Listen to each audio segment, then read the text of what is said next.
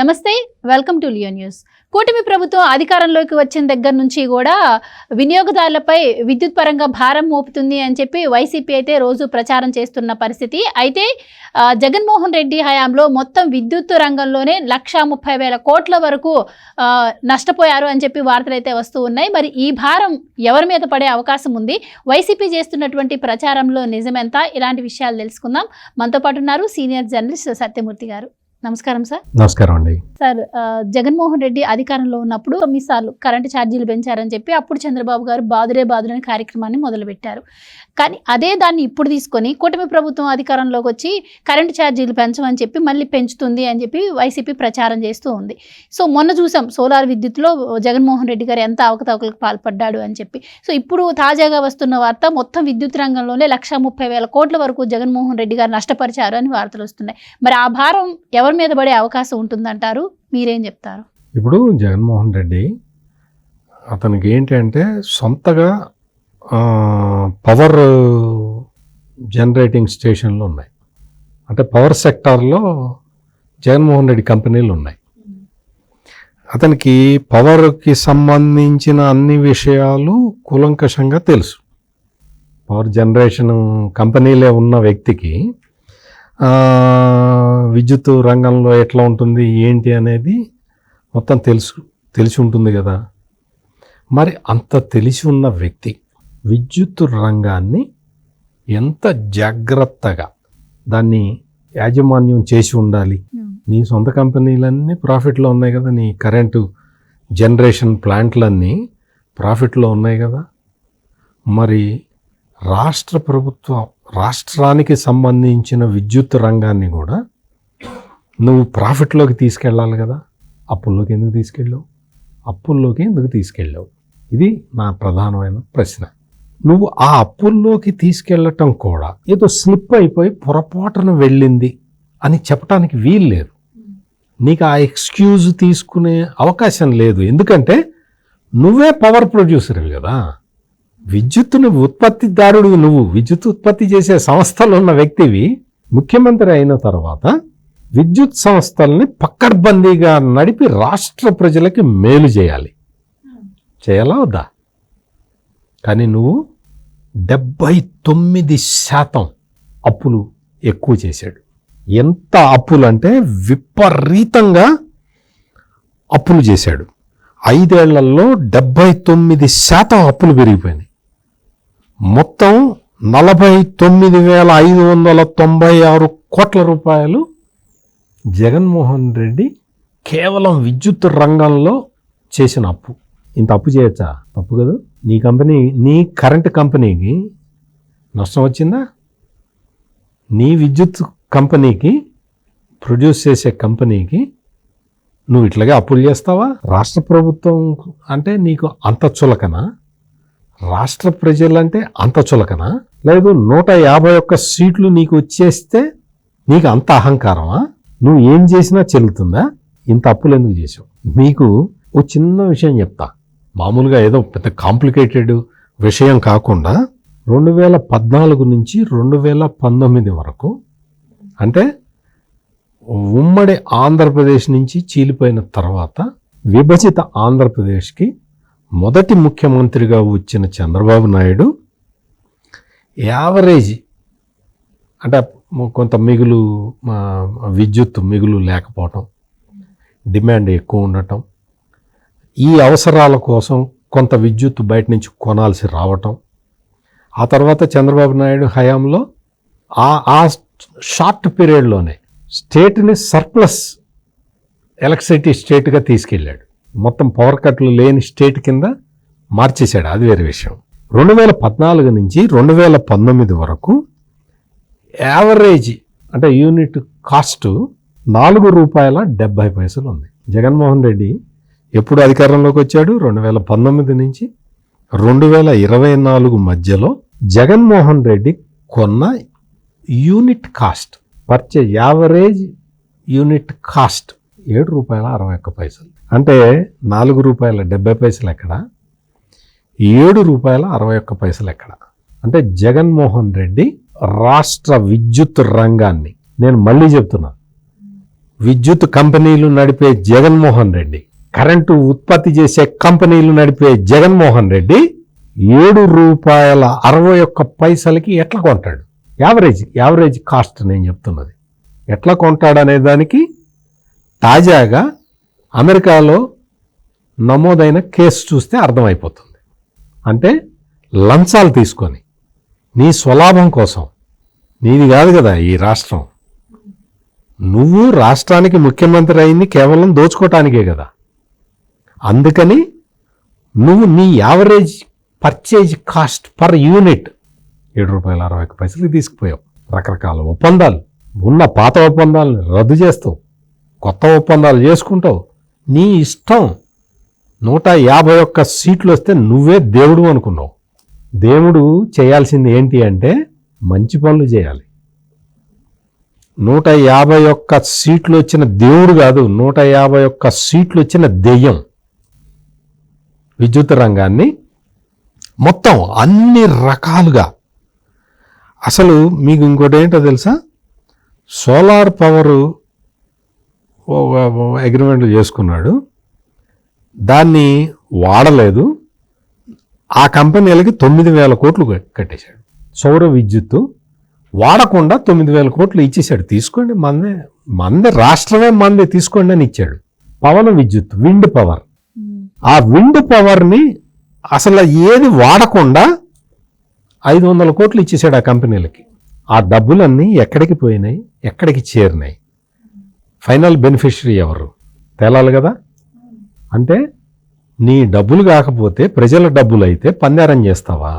పైగా నువ్వు లంచాలు తీసుకుంటున్నావు విద్యుత్ సంస్థల దగ్గర నుంచి అనేది ఎస్టాబ్లిష్ అయిపోయింది. అదేదో చంద్రబాబు నాయుడు, పవన్ కళ్యాణ్, లోకేష్ చేసింది కాదు కదా. FBI చెప్పింది, ఫెడరల్ బ్యూరో ఆఫ్ ఇన్వెస్టిగేషన్ చెప్పింది. దానికి సాక్షి టీవీలో ఒక సీనియర్ మోస్ట్ జర్నలిస్ట్ ఉన్నాడు, చాలా గొప్ప మేధావి. ఆయన అంటాడు, ఆయన పేరు కూడా చెప్తాను, నాకేం మొహమాటం లేదు, కొమ్మినేని శ్రీనివాసరావు. ఆయన అంటాడు, ఎవరో అమెరికా వెళ్ళి అమెరికా పోలీసుల్ని ఎవరో మేనేజ్ చేశారండి ఈ తెలుగుదేశం వాళ్ళు అని చెప్తాడు. ఇంతకన్నా సిగ్గు ఉంటుందా? అసలు నీకు ఆ సిగ్గు అనే పదానికి ఏమన్నా అర్థం ఏమన్నా ఉంది తెలుసా? అమెరికా వెళ్ళి తెలుగుదేశం వాళ్ళు మేనేజ్ చేస్తే FBI ఆ రిపోర్ట్ ఇచ్చిందిట. మరి జగన్మోహన్ రెడ్డి ఏం చెప్తున్నాడు? నా పేరు లేదని చెబుతున్నాడు కదా. మరి కొమ్మినేని శ్రీనివాసరావు ఏమో రిపోర్ట్ మేనేజ్ చేశారన్నట్టు చెప్తాడు. అంటే పేరు ఉందా? జగన్మోహన్ రెడ్డి పేరు ఉన్నది అందులో? ఉంటేనే కదా మేనేజ్ చేసే అర్థం వచ్చేది కదా. మరి ఇంత చిన్నపిల్లవి నీకే ఇది అర్థమైతే ఈ కొమ్మినేని శ్రీనివాసరావుకి ఎందుకు అర్థం కాల? అమెరికా వెళ్ళి ఎవరో తెలుగుదేశం వాళ్ళు మేనేజ్ చేశారండి అని చెప్తాడు. అంటే మొత్తం భయంకరంగా విద్యుత్ రంగాన్ని అప్పుల పాలు చేసి ఆంధ్రప్రదేశ్ డివైడ్ అయిపోయిన తర్వాత, ఉమ్మడి ఆంధ్రప్రదేశ్ డివైడ్ అయిపోయిన తర్వాత విభజిత ఆంధ్రప్రదేశ్ విద్యుత్తులో మిగులు రాష్ట్రంగా మారింది. అటువంటి పరిస్థితుల నుంచి పరిశ్రమలు మూసేసే పరిస్థితికి తెచ్చాడు. కరెంటు లేక పరిశ్రమలు మూతబడిపోయే పరిస్థితికి జగన్మోహన్ రెడ్డి తీసుకొచ్చాడు. తీసుకురావటమే కాకుండా డిస్కాముల్ని అప్పుల్లో ముంచాడు. ఈ అప్పుల్లో ముంచటమే కాకుండా లంచాలు తీసుకున్నాడు. అంటే అప్పులు తీసుకురావటం అదంతా కూడా ఇన్ఎఫిషియన్సీ వల్ల కూడా జరగచ్చు. అంటే చేతగానితనం వల్ల, అసమర్థత వల్ల కూడా జరగచ్చు అప్పుల్లోకి డిస్కాములు వెళ్ళిపోవటం. కానీ చంద్రబాబు గారి హయాంలోనే డిస్కమ్లు లోట్లోకి వెళ్ళిపోయి 82,000 కోట్లు లాస్ట్లో ఉంది. మేము వచ్చిన తర్వాతనే డిస్కమ్లు. అంటే నేను లెక్కలు చెప్తున్నా కదా, నేను లెక్కలతో సహా చెప్తున్నా. నేనేదో ఊహించి సాక్షి టీవీలో డిబేట్ లాగా చెప్పట్లేదు కదా. నేను విత్ ఫ్యాక్ట్స్ అండ్ ఫిగర్స్ చెప్తాను. నేను చెప్పే ఫిగర్స్ అన్నీ కూడా ఇవి అథెంటికేటెడ్, అంతే తప్ప ఊరికే సాక్షి టీవీలో డిబేట్ లాగా నేనేం చెప్పట్లే. ఇక్కడ ఏంటి అంటే మీకు మొత్తం ఒక పవర్ సెక్టార్లో నష్టాలు ఎందుకు వస్తాయి అంటే ఆ రంగం మీద అవగాహన లేకపోతే రావటానికి అవకాశం ఉంటుంది. కానీ నువ్వు పవర్ కంపెనీలు నడిపేవాడివి కదా, నీకు అవగాహన ఉండాలి కదా. నీకు అవగాహన ఉంది కదా, నీ పవర్ కంపెనీలన్నీ ప్రాఫిట్లోనే ఉన్నాయి కదా. రాష్ట్ర ప్రజలకి ఎందుకు నష్టం చేర్చావు? నేను అడిగే క్వశ్చన్ అది. తీసుకొచ్చి నష్టాలు తీసుకొచ్చి ఇప్పుడు ఈఆర్సీని విద్యుత్ సంస్కరణలో భాగంగా ఈఆర్సీ వచ్చింది.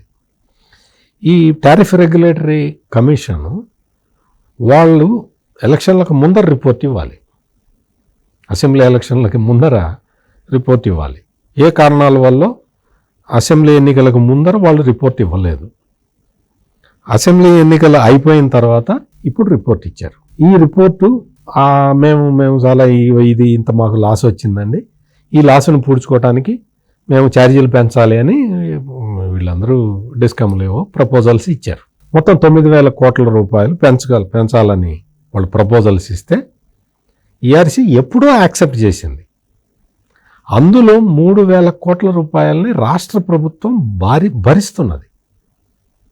రైతులకు సంబంధించిన 3,000 కోట్ల రూపాయలు ఇప్పుడు చంద్రబాబు నాయుడు ప్రభుత్వమే భరిస్తున్నది.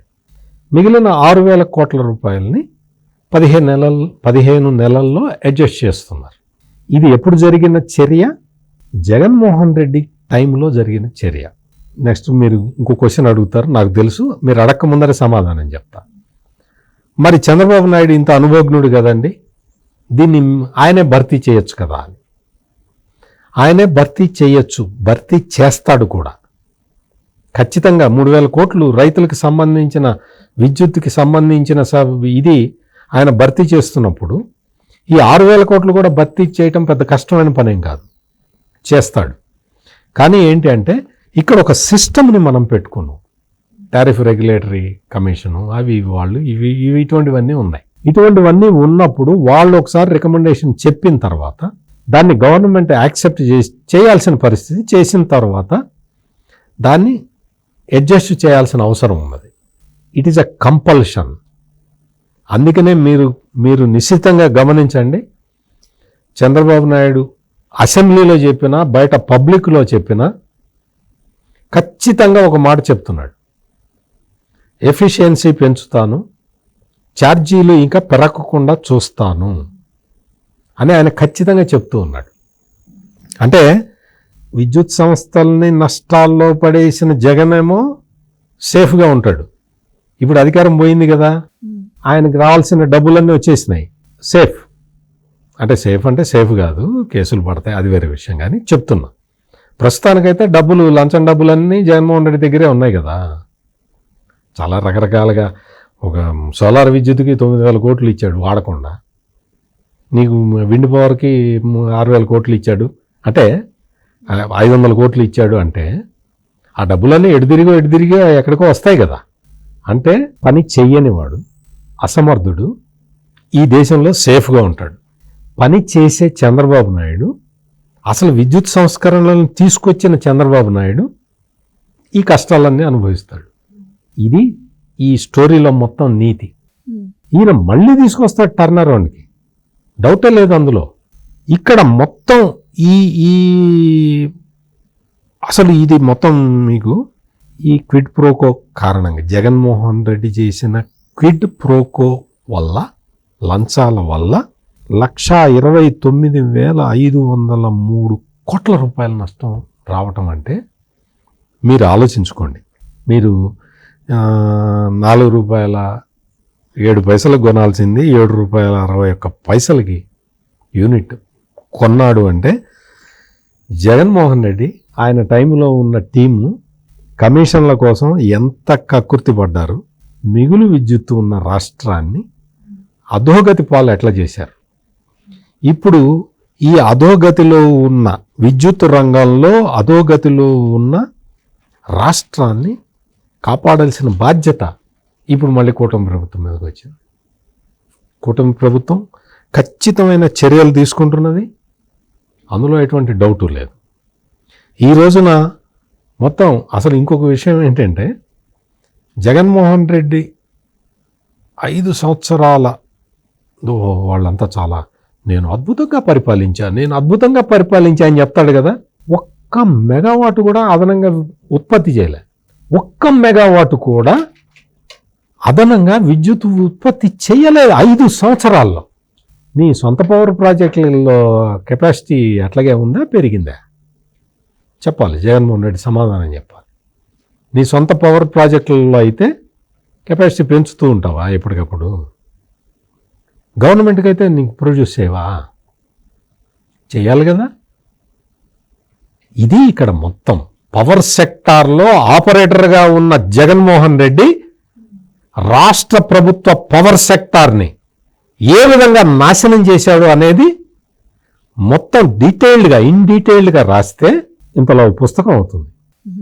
మొత్తం పవర్ సెక్టార్ని సర్వనాశనం చేసి 1,30,000 కోట్ల రూపాయలు నాశనం చేశాడు అంటే ఆంధ్రప్రదేశ్ ప్రజలకి జగన్మోహన్ రెడ్డి చేసిన ఈ దారుణాన్ని, ఒక సెట్ ఆఫ్ దారుణాన్ని సెట్ చేయటానికి 15 నెలలు పడుతుంది. ఇది మొత్తం పవర్ సెక్టార్లో జగన్మోహన్ రెడ్డి సాధించిన అద్భుత విజయం. థ్యాంక్ యూ సో మచ్ అండి. నమస్కారం. Please subscribe to Leo news for more videos.